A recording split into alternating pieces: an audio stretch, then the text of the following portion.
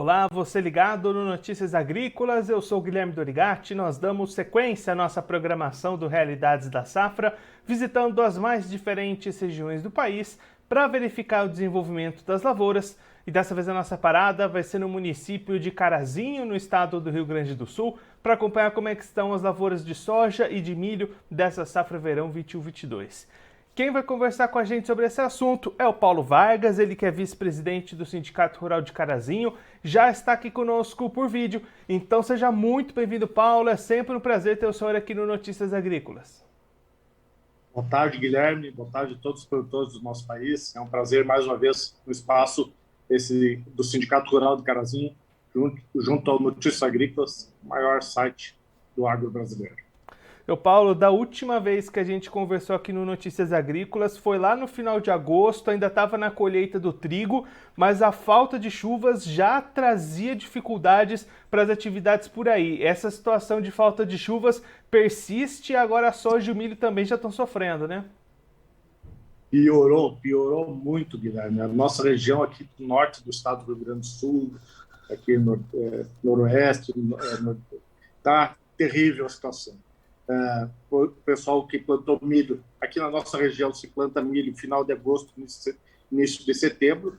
Esse material começou a pendoar, formar espiga sem chuva.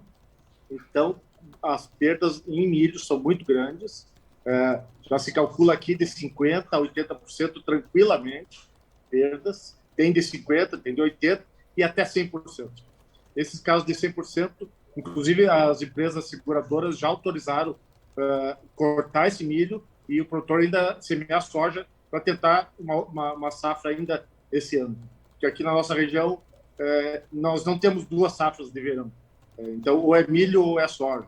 E, no caso, mandaram cortar, o pessoal está usando aí com silagem, que dá para os animais, que também o gado de leite está sofrendo muito por falta de alimentação, né? Então, bastante complicada a situação. Milho, então, muito perdido. Região de Nametoque, Birubá, Tapera, Carazinho, essa região aí é um ano muito difícil para milho.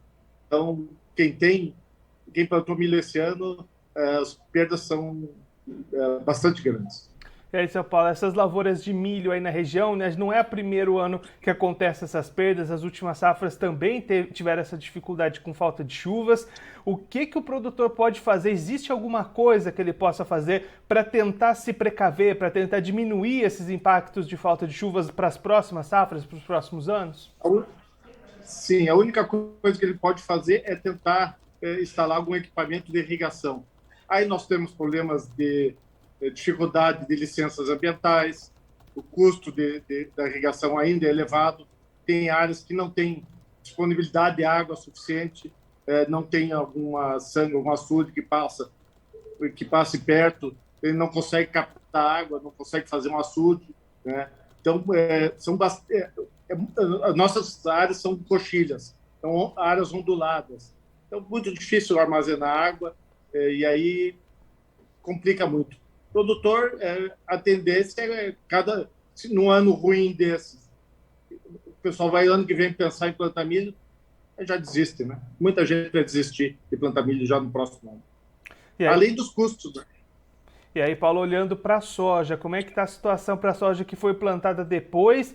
Também está difícil? Como é que está a situação dessas lavouras por aí? Primeiros materiais de soja que foram semeados ali 15 de outubro, mais ou menos, que estão com porte já um pouco mais elevado, já estão entrando em floração e muitas áreas não pegaram chuvas. Então, aí, a gente calcula que tem uns 30% dessa área que foi primeira que foi semeada, do total que são 30%, essas aí já tem no mínimo 20% de perda, o material em floração sem água começa a haver abortamento de flores, a gente sabe disso, e principalmente nos materiais de hábito de crescimento determinado. A variedade ativa, por exemplo, é uma das mais semeadas aqui na região, ainda é RR, o pessoal ainda cultiva muito ela, porque ela normalmente se dá bem, mas como ela tem um hábito de crescimento determinado, então, mesmo que chova, ela terá um porte baixo lá na frente.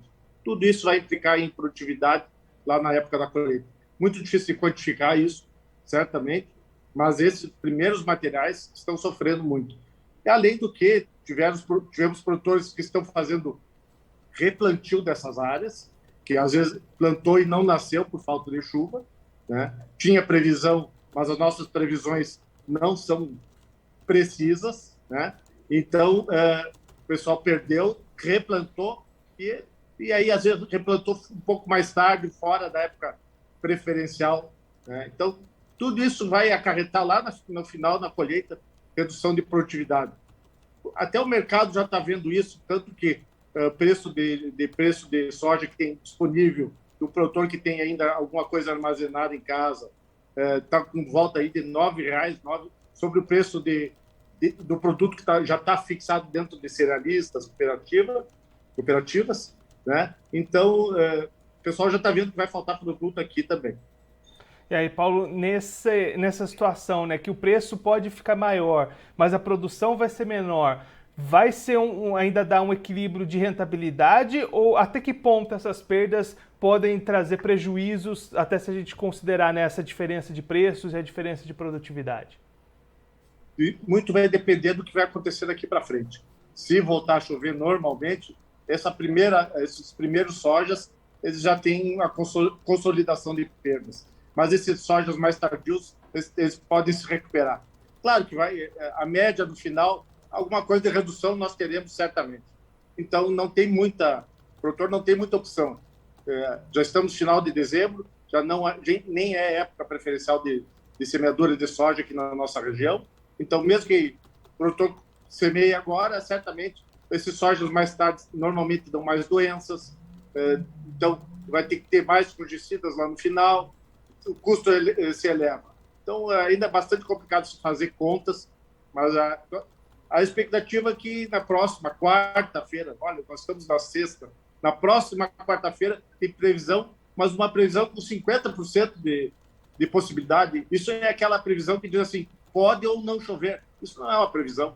Quem faz esse tipo de previsão é ruim. O produtor que tenta acreditar nas previsões tem que ter muito cuidado, os sites, onde vai olhar, essas previsões que se trocam a cada dia. O pessoal diz, vai chover quarta, daí amanhã ele diz, vai chover na outra quinta ou na outra sexta, vai jogando para frente. Isso não é uma previsão confiável, né? E aí, Paulo, quando é que deve ter colheita de soja acontecendo por aí para a gente ter uma definição efetiva de quanto que vai ser essa produção? Esses materiais devem ser colhidos os primeiros aí início de março, né? Só lá início de março. Então, temos muito tempo ainda, tudo pode acontecer, pode voltar a chover, esses materiais mais tardios ou plantados mais tardiamente podem se recuperar muito bem, mas tudo vai depender do ano. Mas nós estamos no ano de Laninha, que normalmente a umidade a pessoa vem lá da Amazônia, desce aqui pela Cordilheira dos Andes e cai no Brasil. Está descendo isso, e nós temos formações de ciclones em alto mar, aqui no sul do país, que tem feito que ventos em posições contrárias a isso. Então, não está entrando aquelas frentes frias que normalmente vêm aqui do sul, vem lá da Argentina, que trazem essas chuvas mais normais, como a gente diz. Está sendo muito difícil esse ano.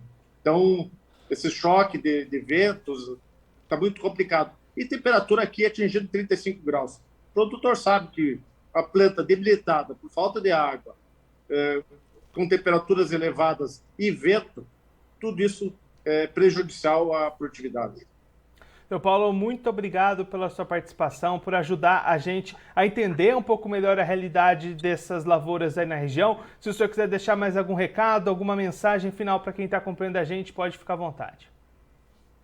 Vamos torcer para que as condições climáticas ajudem a todos os produtores, desejando a todos uma boa safra, a vocês também boas festas, bom Natal, bom final de ano a todos, e que todos tenhamos boas safras com bons preços. É o que o setor produtivo precisa para ajudar o nosso país cada vez mais. Muito obrigado a vocês, Notícias Agrícolas, um abraço a todos e muito obrigado em nome do Sindicato Rural de Carazinho.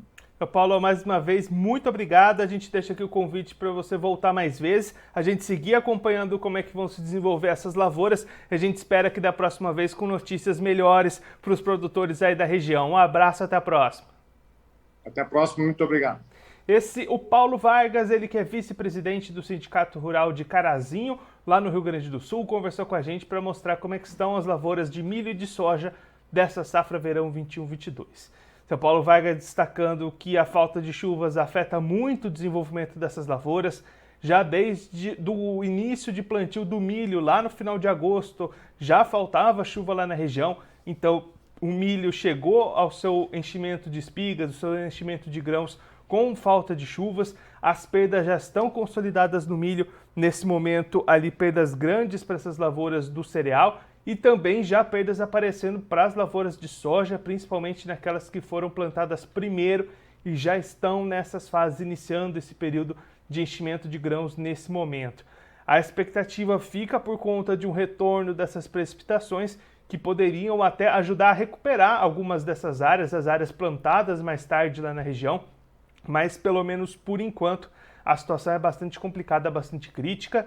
Isso já vai se refletindo também nos preços que sobem para a soja disponível nesse momento lá na região, mas o Paulo destacando que dependendo do tamanho que forem essas perdas lá na frente, nem mesmo essa valorização de preços pode ser suficiente para garantir rentabilidade. Claro que ainda tem muita coisa para acontecer, essas primeiras colheitas devem acontecer só lá no começo do mês de março, mas o desenho até esse momento é bastante preocupante, de bastante dificuldade para o produtor de soja e de milho lá em Carazinho, na região norte do estado do Rio Grande do Sul.